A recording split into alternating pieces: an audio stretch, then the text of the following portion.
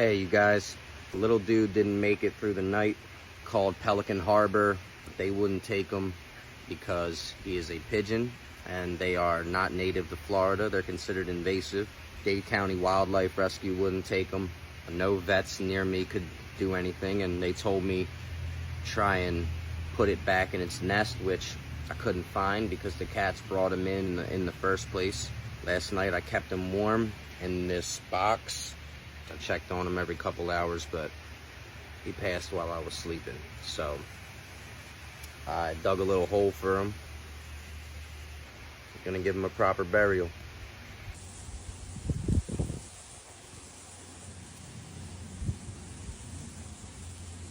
And just to make sure this guy don't get him, I'm gonna put this flower pot over his final resting place.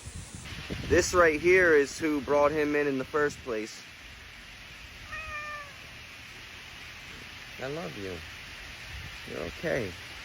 I'm not mad at you. I just wish we could have saved the little guy.